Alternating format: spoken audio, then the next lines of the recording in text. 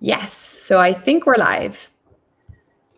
All right, let me quickly retweet that so we get a few more people. Let me just double check that everything is okay on our side. Yes, we're live. Okay, amazing. Where are you? Oh, I lost your tab. Oh, here we go. We're here. So thank you so much for joining me today. It's a big pleasure to have you here.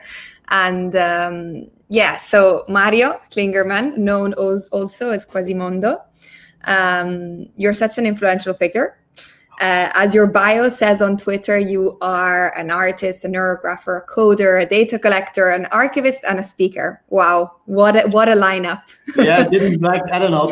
It's too short, right? Like I would love to fill it up with, I don't know. There were you should add some more stuff. Yeah. Kind of an evolutionary system where, I don't know, at some point something has to go and some new whatever comes in. But yeah, I guess I'm settled for that now. Yeah, maybe, I don't know. That's amazing. I'm also always too lazy to update it, so I'm not even sure if it's still correct, but yes. And actually, I wanted to ask you if you wanted to be so kind to introduce yourself, even if I'm sure that it's not needed, to the audience. Right. So yeah, I'm Mario Klingerman, and I'm an artist. I mainly make art with the help of computers. So I have been doing that for forever. So I never learned anything real and always had computers around me and made that my life. I don't know. I like programming and all the possibilities these machines give me. I'm super lazy and I hate to do repetitive things, so I rather spend hours in trying to write some code which automates whatever repetitive thing I have to do, and I like it, even though it's in the end, the time is the same.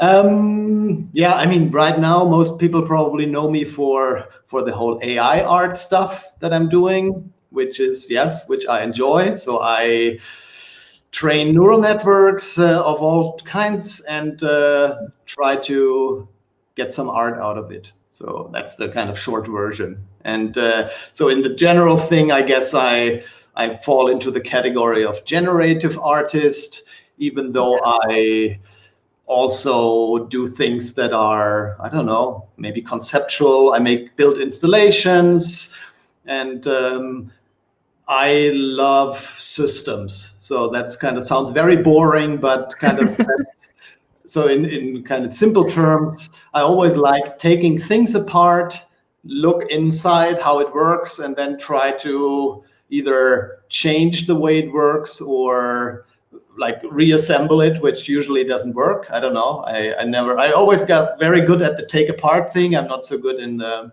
putting it back together.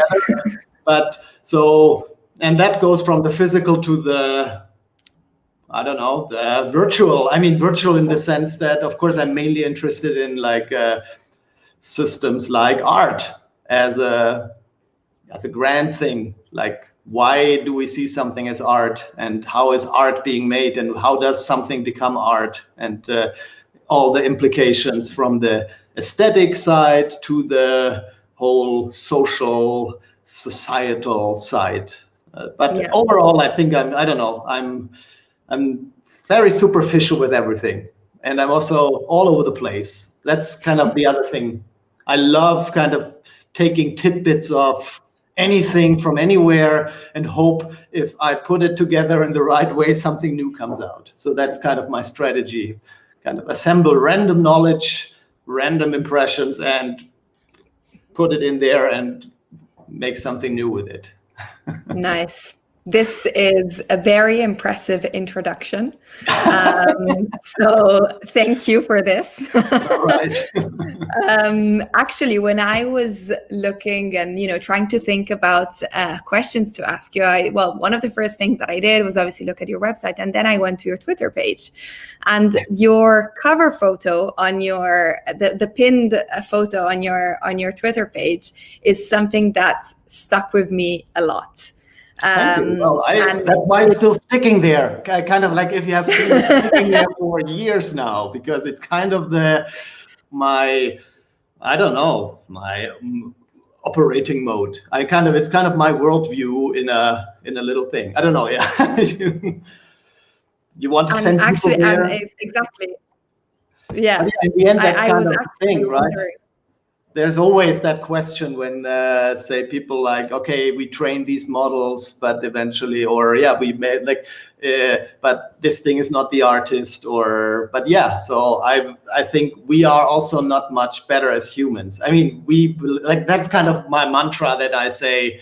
Well, we are actually not very original in the sense that we cannot create really anything from scratch. It's all based on what we have, who we met, what we've seen, Yeah. and then we make our personal remix of that and add maybe some components together that have not been added there. But in the end, and that's what the machines do now too. And they have now the whole knowledge of the world more and more accessible to them. And well, the hope is that maybe something comes out, but usually, yeah, we have to still do the final selection and the steering of it.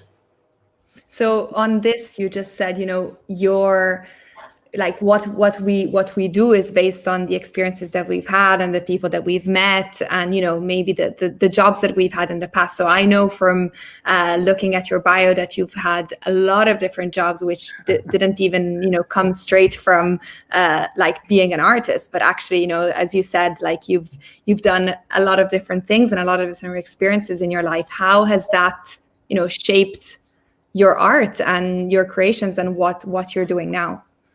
So, well, I guess the thing is that I'm first of all, I'm full of myself and believe that pretty much I can figure out everything myself, and I hate every other people telling me things, and that might be the thing why I never really went to university. But I always wanted to pursue my interest, which was typically whatever was new at that time and had to do with technology, and that's kind of. But at the same time, I wanted to do something creative. And so, yeah, back then, when I started, computers were still kind of super expensive and unavailable, but creativity happened in in marketing and advertising. So that's where kind of at that point, kind of early 90s, it felt to me like, that's where you can be creative. And that's why I started there. And also kind of like as an intern, and then kind of worked a little bit my way up. And I always tried to do the things that I wanted to do, and was I think they told me I was the worst, like the most resilient intern they had, because the typical thing is like, if you don't want it to do something, you do it bad, right? And so I always try to do more of the interesting stuff, and usually that worked at some point. But then I'm also getting bored very quickly, and so at some point I felt I had to do something else, and that kind of happens all the time. So yeah, from being copywriter, I went to graphic designer, and then doing motion graphics, doing internet. But of course, if you look at it, in the end, it's always about I don't know, kind of making things in some kind of medium, and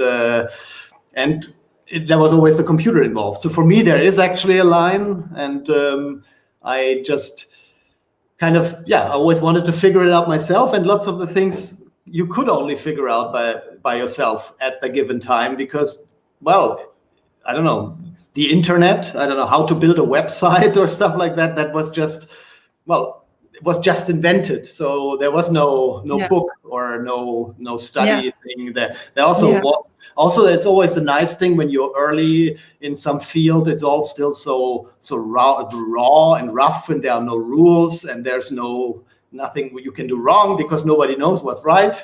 And I like that. And after a while, kind of this system stabilizes, and people learn how to make money with it, and then it usually becomes boring and that's when you move on to something new. And that's when I leave. So that's kind of my usual tactic. I mean, at some point you can't do that anymore, but or at some point you find a field that is so complex and so wide that there are always these islands or these things where you can still do what you like. And of course, at the same time, the more well, because I like doing so many different things, I also come back to something before. I don't know, like copywriting. Now I'm writing again, or trying to write with the help of computers, or I jump back to something moving, and then I go back to still images. So I like kind of this idea that I can do whatever I want. And so that's the other thing. I want to do what I want. That's why kind of being employed never really worked for me. So that's kind of like the only time that I was employed was really back then in advertising. And from then on, I always had to find some way to make a living with what I could do. So so I freelanced a lot. And so I wasn't an artist. Like I did not carry the badge artist for a long time, because that's the thing. Took me a long time to figure that out, like how to be an artist. Because that's kind of, I guess they teach you that in art school or so. I don't know. I guess like maybe they give you some tips. The most important being that you just say that you're an artist. I mean, that's kind of then you find enough people that believe you. So when did you figure out that you were an artist? Like, when did you assign yourself this badge? The badge, I think 10 years ago. So I think 10 years ago, I officially picked the badge. Before that, I was kind of wiggling around it. So I tried some hats. The one before was computational artisan, because it kind of like felt more like crafting, but I realized that's not that doesn't work. So it's too complicated. So that's the other thing. People want easy badges. So, and in the end, like with what I know or don't know, I think artist is the best fit. And I think in the end, I always was one. It was just that in order, you can do whatever you like, which is creative. And then, but if you are not an artist, then it's not art. So that's the other thing. So you have to tell, because I mean, I have like all these books there, which are full of tutorials for generative art. And well, they are tutorials, but like you take the same example and you see that this is art in some people. Like some people take that same thing and put it on a wall and call it art. So, and it's actually the same code, and maybe that code is even better. So it's really just how you call it. But of course, the difficulty is that being an artist, that kind of, it's not only about making nice pictures. So you have to build the whole story around it. I mean, to be the story. So I don't want to say that I'm a fraud, but in the end, no, because of course that's the other thing, right? Like you do this and it's fun and you can live from it, and of course then you start feeling like a fraud, because I mean that's not how it's supposed to be, right? That you enjoy what you're doing, you can do that, and so there. I guess the idea that you say that's not what it's supposed to be. It's in itself very questionable, Well, of course, it's supposed to be, but you look in the world and it looks like most people are doing that job because I see. So absolutely. I think there's this difference between like So there are people who make art to make money, and then there are people who make money to make art. So I try to be the latter. So the like I'm not in this for the like. Yes, I'm happy that I can live from it, but it's not why I'm doing it. So in the end, I'm buying time so I can do whatever I enjoy. So in the end, I'm my biggest audience. I love that. I really love that.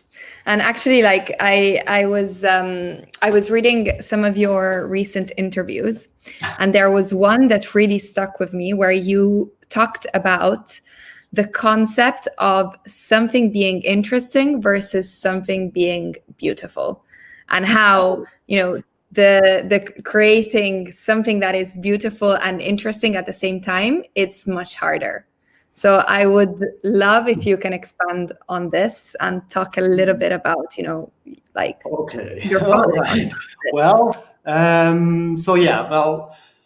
beautiful. I mean, even beautiful is a difficult term because like there's the typical beautiful where we can all agree upon. I don't know. There are certain rules which make something beautiful in everybody's eyes, which is, I don't know, the typical, like a certain symmetry or certain choice of colors or a certain composition, which are simply generally beautiful. But kind of like if you could do art just by this recipe, then, well, no, then it's not interesting because the rules are known.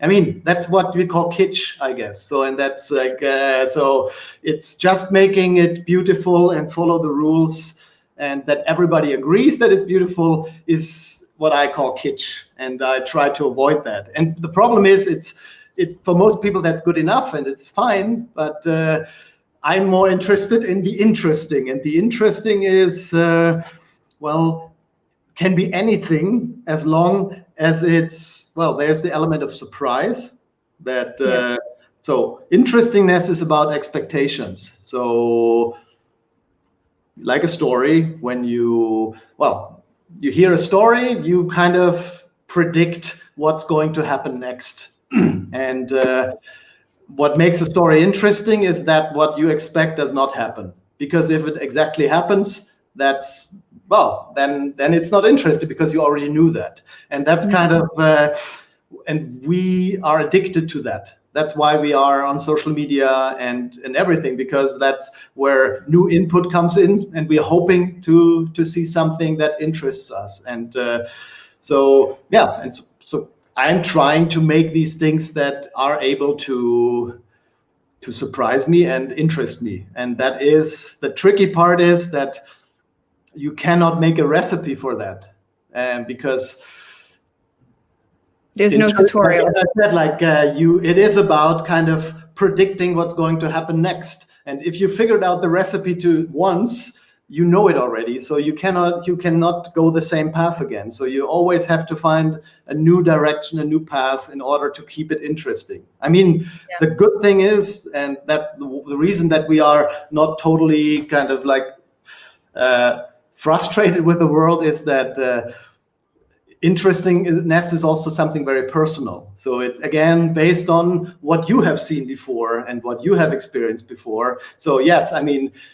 if I have seen a movie, then I see it again, it's boring. But if we go together and you haven't seen it, it's still interesting for you. And the same thing is with long-term things like certain fashions or art styles and stuff that, well, there's always new people being born that have not seen all that. And that's, again, the other problem with me being kind of an old and grumpy man, that now I'm in a phase where I see certain things coming through the third time around. And that is kind of very frustrating too. So if you are addicted to interestingness, kind of the world is getting duller and duller all the time, because it's really like, a rerun of some show you saw 10 years or 20 years ago. So it's tricky to not be becoming totally grumpy. And I am very often, even if it doesn't appear like that. But yeah, I'm constantly kind of like old man waving his arm saying, why can they do that?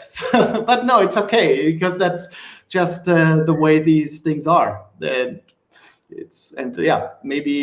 so that's why I'm kind of desperately always trying to find still some kind of new edge or something but then and then the other problem is, like, when it's interesting, it doesn't mean that it sells or that lots of people like it, right? That's the other problem. So creating interestingness is, as I said, a personal thing. So I find it interesting, but that's not necessarily for other people. So because, well, it's, I don't know, maybe like if you like hot food, then you also kind of always have to raise the bar. And so, and for you, I don't know, you eat some kind of chili pepper and say, and some other people, the head explodes. And the same thing is with information or stuff. So if I'm making something that I find super interesting, other people just say, okay, so what? I don't know, it just looks like some pulp illustration. Whereas for me, there is the whole direction, which where I find it interesting because the way it was made or how to get there. So there's always this unwritten story behind it, which makes it even sometimes more. So yeah, there's the other thing. Like I was always also very arrogant about certain types of art. I say like, oh, why do you tell all this bullshit around it? But sometimes it's exactly that bullshit that makes it interesting. But sometimes it's also just the bullshit that's the bullshit.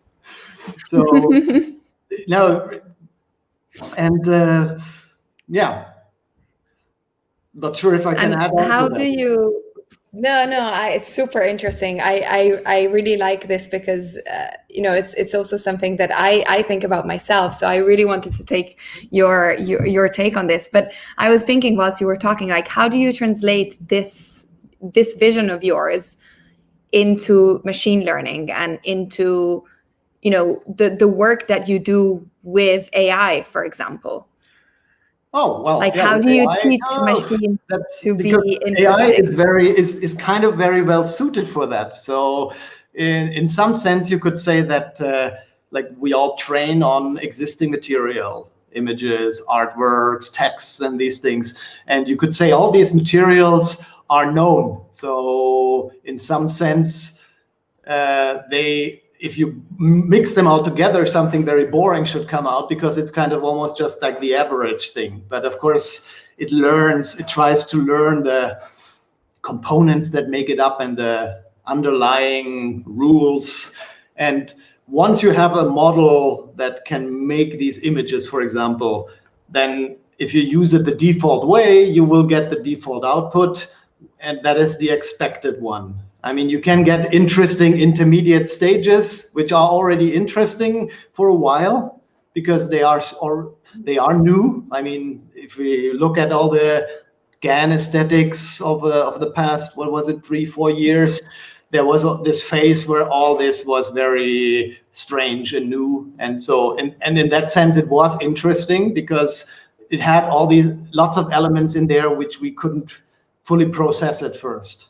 But I believe that over time we got very used to this. So I don't know about you, like if I see the typical GAN output, it kind of bores me. And that's the problem, that we learn these, like even if we can't put a finger on what exactly it is, we learn the rules that make these images, and which makes them less interesting, which is also kind of why I'm so hesitant to share my code and things, because the more this stuff is out there, the quicker we learn it and the quicker it will lose its interestingness. And so, but well, I mean, on the other hand, it's good that it's out there, because then the more people that try it, the more chances are that actually somebody still finds kind of a little pathway using them in a way that is not predictable. And but then the other thing is, you have this model which tries to move in its latent space in the known territory, but you can also try to kind of go find the areas where it's kind of not doing so well, and hope to find still something there which is outside the distribution, the normal distribution, and you often find something there which is still good enough. But from a bigger point of view, again, the problem is that even then you learn kind of how all these things are the same again. So yeah, that's when I start trying to, like, I don't know, combine multiple models that are fighting against each other, or trying to, yeah, mix them together. But yeah, so in the end, trying to take things apart, put them back together. Well, that's always the same method I use, and always in the hope that there is something I haven't seen yet. And I believe I can't go there myself. I need to have this external thing, like a model, like a program that is not as limited as me and my own imagination. So, but of course, then the good thing about working with GANs again is that you don't want to go too far outside that space, because then it's just noise, or just kind of, some weird plasma. So you still have to stay within our field of experience. So it's always 90% familiar stuff with 10% of something else. And So yeah, it's the same thing with a story. So in a way, you tell a story with an image where people expect a certain outcome, and then you don't fulfill. You try to elegantly miss their expectations. And I yeah, like but the that. more you do I it, like the that more you idea. have already expectations, or you don't even get there, or the way you solve the story or the image is simply not satisfying. It's just that's kind of the danger working with these models. They still missing often a little, like that last thing, and maybe that's what you bring in as a human at the moment. But yeah, so it's all about expectations of course, and missed expectations. And you're obviously talking a lot about GAN art, and you are seen as a pioneer. You're at the forefront of this movement, really. Well, I was just early. Do you think so? First of all, sorry. Do you think you're you're a pioneer of this movement? And also, how do you see this type of movement, evolving in the near future? Like, what is next? Maybe even for you, seeing that, you always want to be interested. Is it already kind of like something of the past for you then? So okay, well, so yes, I do see myself as a pioneer of a very tiny little jungle in there, because of course you always like there are always people who kind of pioneered the field that you are pioneering in before you. So, but in the end, like I was just lucky. Well, I don't know. I think I wasn't lucky. I was happened to be there when it started to happen, and because I was waiting for it, and then in the end, like that's the usual thing in all fields. If you're early there and you don't mess up, then you will kind of end up like, yeah, you just have the chances to pick all the low-hanging fruit that everybody who comes like a year or two later will find as well. But the problem is you have been there before. So some of these things are not really like based on any kind of talent, but it's just being so the only talent is noticing an opportunity to go to a place when it's not yet visited. And then, well, but let's say when it started with the whole GAN stuff, it was also not even art yet, right? So it was kind of by making art with it, it became art. And I guess I had my little part in it with other people. And but now, of course, it has become a very common tool, and lots of people use it in very like in great ways. But it feels to me that there's kind of that initial kind of wow, where everything was new, is not there anymore. So we have entered the next phase. So and that's where I'm getting a bit of a snob, I guess, saying like, no, I mean, I know for myself how enjoyable it is to play with these things and explore them and make great things. But then, well, I see a lot of repetitive stuff where people are doing like the recipe things. I mean, the worst thing is I trained my model on blah, blah, blah data set and make this. So this is kind of like, it's become a recipe, right? Like you look for a data set, you throw it at the model and you output stuff. So, and well, there are beautiful things coming out of it, but, and I mean, I'm doing it myself, but I try still to find a new angle to it because it seems to be too simple. A machine can do that, right? I can train a machine that creates a data set, whatever, a random one, trains a model and outputs stuff. There's no human needed for that anymore. So that's why now is the time to see how can we use these things like as one component in some bigger idea. And I don't have the answers. That's the thing. But yeah, I'm so.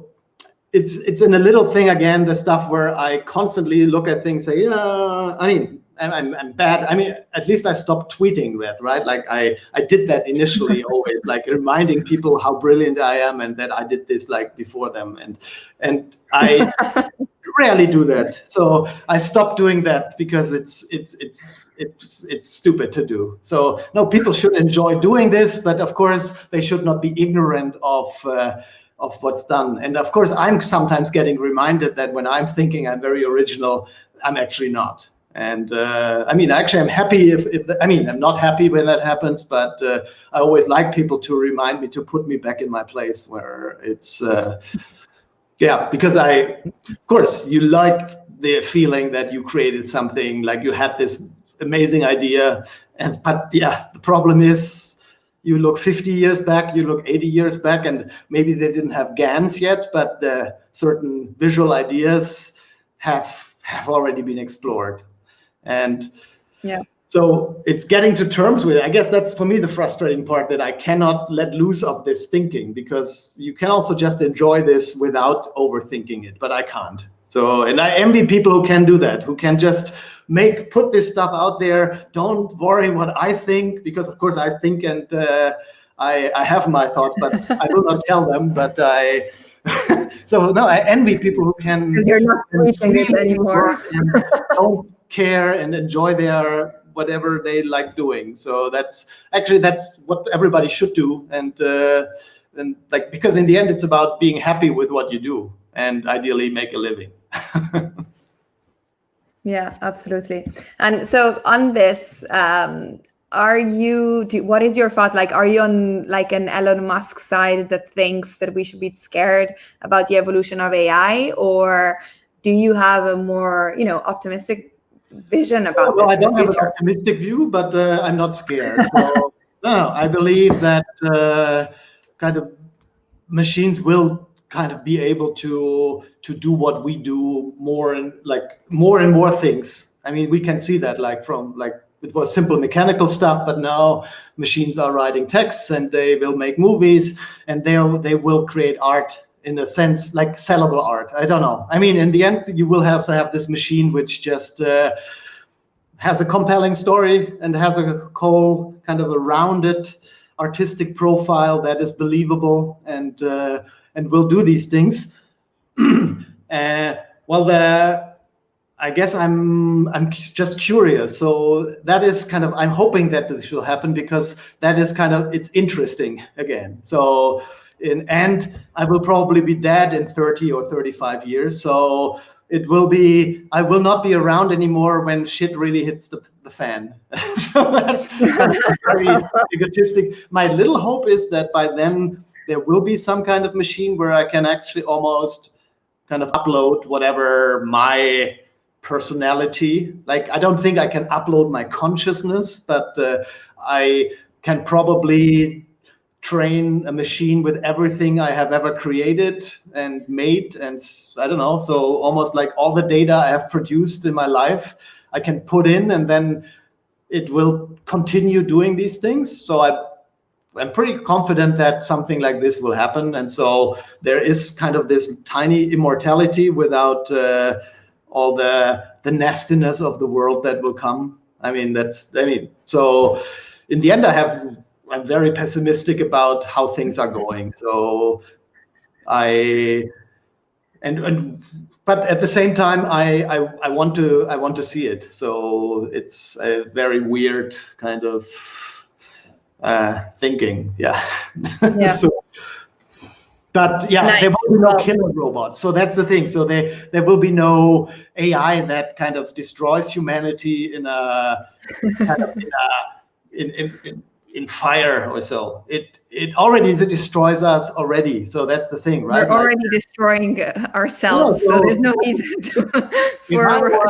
if I was an AI that wanted to kind of bring misery to the world, I would kind of invent Twitter and some kind of intelligent message filters that show people exactly kind of the stuff they get outraged about, right? So, and so, I mean, that's what's happening. So, I mean, and by doing this in just the right way, you manage that eventually you split the world up into kind of enemy parties, and they will take care of themselves. You don't need kind of killer robots to do that. So, and that's what we are having now, that we kind of Absolutely.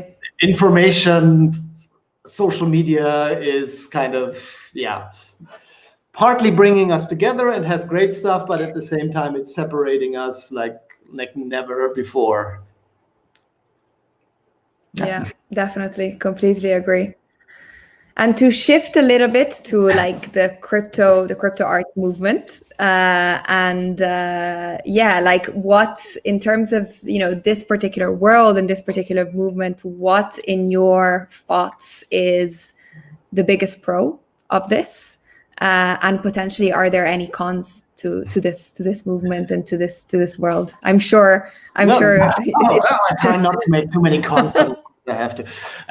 Well, the pro is definitely that I think it's the first time like that pretty much anybody who wants to can make a living, like can sell their art without kind of complicated shopping systems or weird DRM protection and these things. So, I mean, I have been doing this digital art for a long time, and there was never kind of a time where I could just put up a video on my website and say, anybody wants to buy this. There you go. So if you wanted to sell a video, you have to become a real artist and go to a gallery, have a gallery that goes and puts it in a nice frame in an expensive space, and then that's how this type of digital art is being sold. So, and I mean, I'm happy that I can also do that, but at the same time, this is it is definitely a very open field. So where really anybody who dares to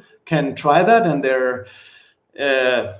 and many people who I've never heard of before are suddenly kind of superstars and making a lot of money and can make a living, because that's the nice thing, right? There's no more friction. I mean, not really much friction between your creation and putting it out there. You have little physical costs, because even like if you want to do a print, well, you have to make that print first and pay money for it, and then you have to pay for the shipping and just like and so normally you go into a lot of risk before you can do that, and so it is always that hurdle and so these hurdles have gone down. I also find it very just even though there are a lot of things that I find ugly and kitsch, I'm happy that it exists, because it's really it's kind of this primordial soup where lots of new things are happening and people are trying out things, and I do not have to like them. There's some stuff that has grown on me, like kind of this whole trash art stuff where I first thought, oh God, what is this? But that's the whole point, right? That it has to be interesting. I mean, in a way it's interesting. Like some of this stuff is too interesting. It tries to be interesting, and that's kind of one of the negative sides, right? It's attention economy at it's attention capitalism, actually. So it's all about getting eyeballs, and even the art itself is trying to do that. And that's kind of what I find a bit horrible, so the art tries to kind of jump into your eye, and it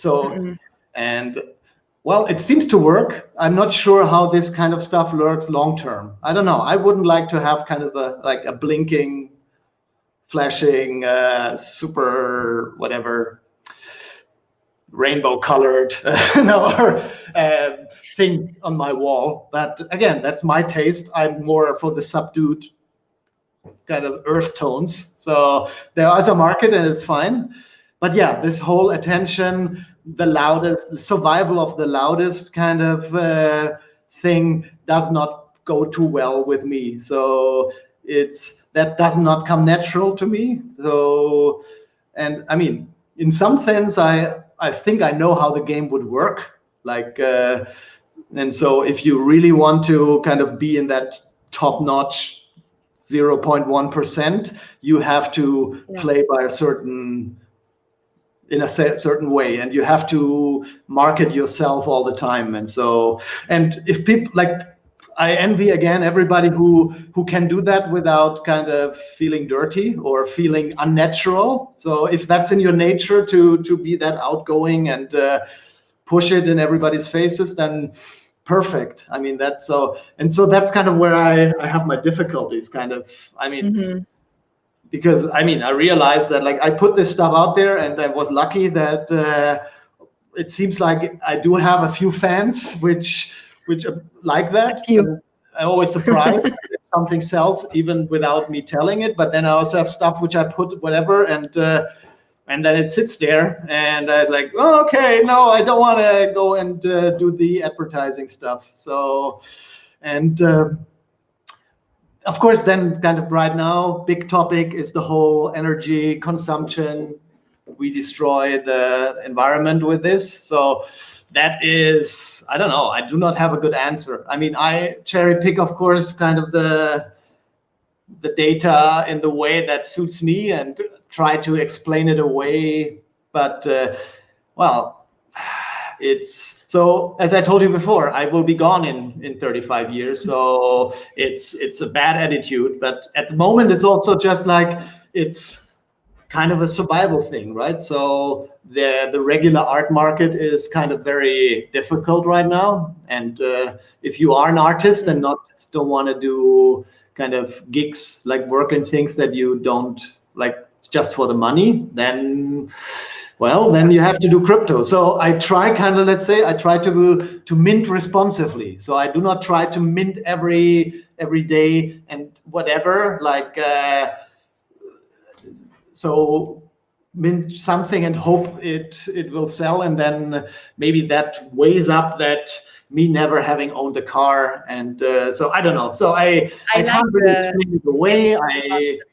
I hope that my balance is kind of still okay-ish, but yeah, it's tricky. And of course, the idea is then, if I ever make a big sale, then I plant a whole forest of trees and hope my sins are being kind of taken away from me. But yeah, no, it's I have to do it, and like if you don't have to do it, maybe you shouldn't go into crypto. So maybe that's the message. Like it's, but yeah.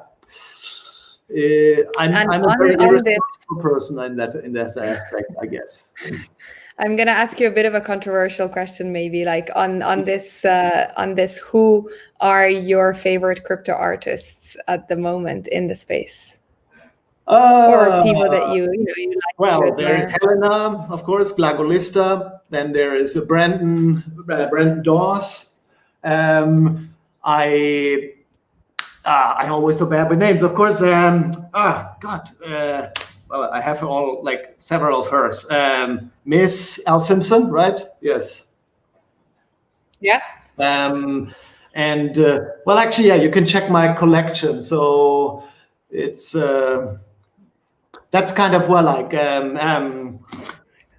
God, sorry. It's always bad to ask me names. That's like I always have to look them up. I have like this memory leak for names. Will come in a second, but that's kind of. You've already mentioned a few, so that's you've already mentioned more than one, which is good. Cool. Okay, and yeah, no. So I'm gonna ask you a couple of random questions, which I think are quite fun. So let's see what we come up with. So what is the first thing that you do when you wake up in the morning?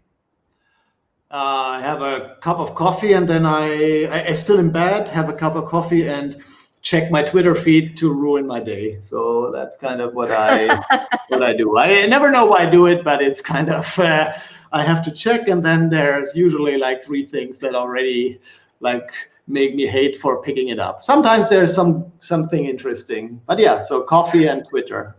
Coffee and Twitter. Okay. Yeah. And if you had a time machine, would you go in the future or in the past?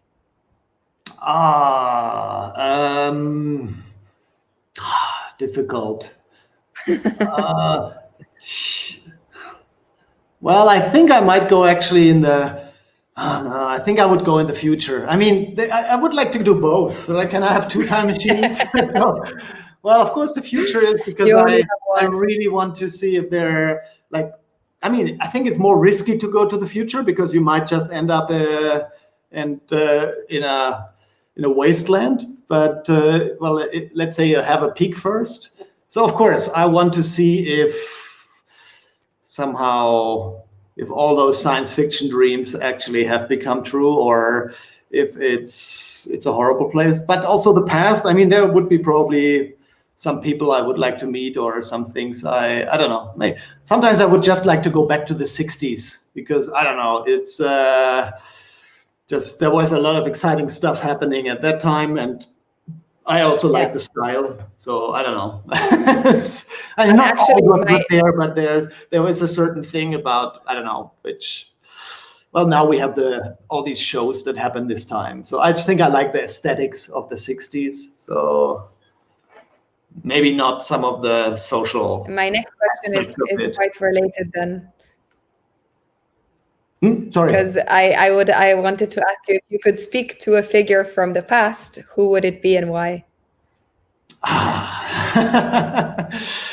There are a few. So let me think. Who's the? I mean, I guess Alan Turing would be somebody, but at the same time, I would probably not even I would not be able to have an interesting conversation, because he would be all over my head. No. You know what? Not Alan. Alan Turing is good, but what's his name?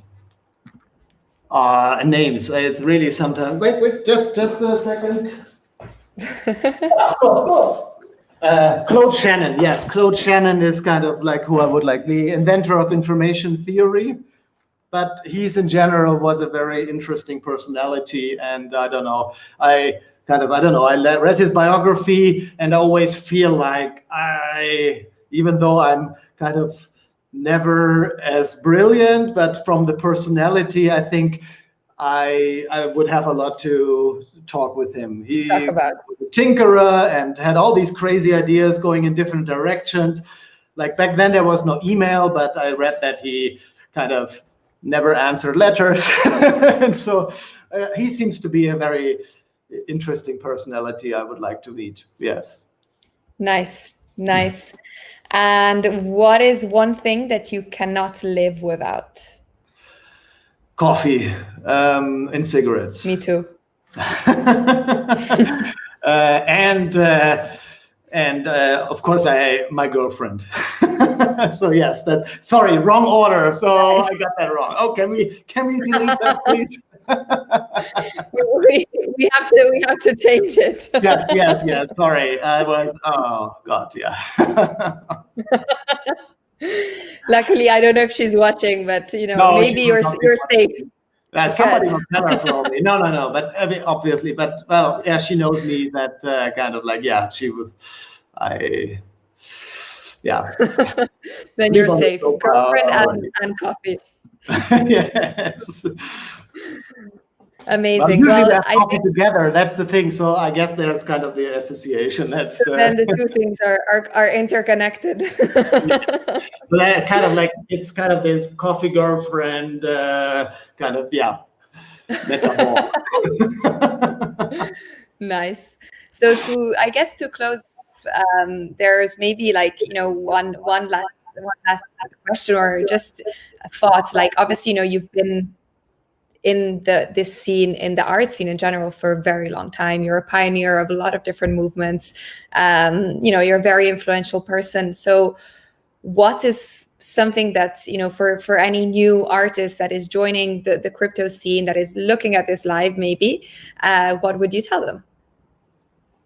Well, the first thing is, don't do it for the money. I mean, in the end,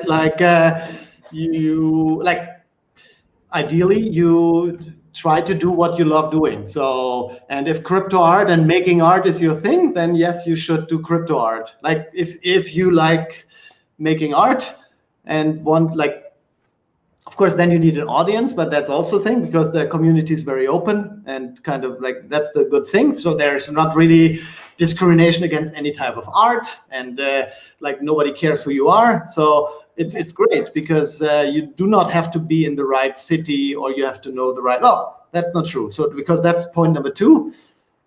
learn to get to know the right people, because that's kind of the rule number one. Like, you can do the greatest things, but if there's nobody who speaks for you or who supports you, you will have a very hard time. And it doesn't work the way that you do good things and people will find it. That's the unfortunate thing. So you have to, well, make the art, put it out there, but then also find speakers for you and build your community, work your way in, and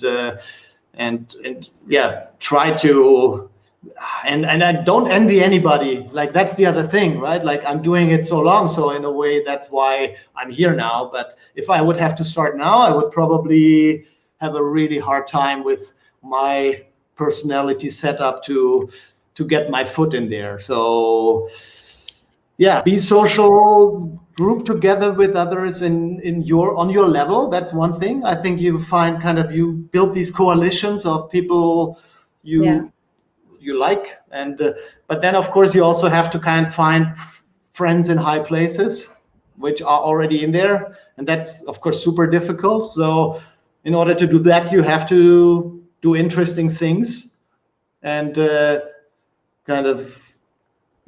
so add something to the communication and not be just a bore. So I guess that's the thing. So there's always and not many people have that talent, and that's the problem. But yeah, if you are that person, then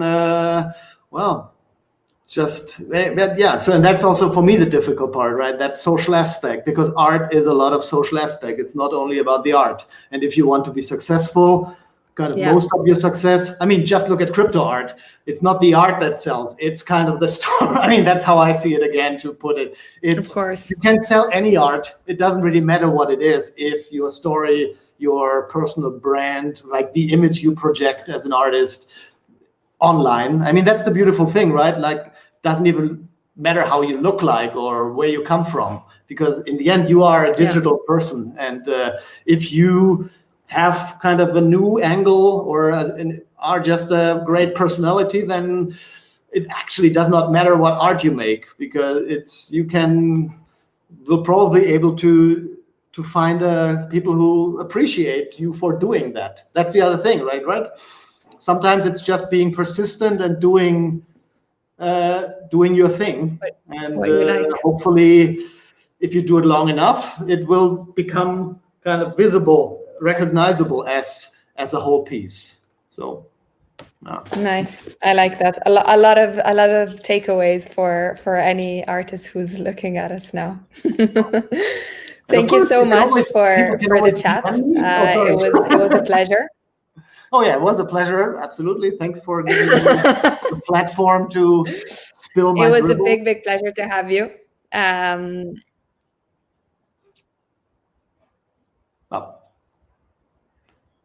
Sorry? I think there's a bit of a delay, but yes. There's a delay. Okay. Okay. I think there's a bit of a delay, but I said it was such a pleasure to have you, and thanks a lot for the chat. Well, thank you, and have a great day or a great night. You too. Have a good evening. Ciao. Ciao. Bye-bye.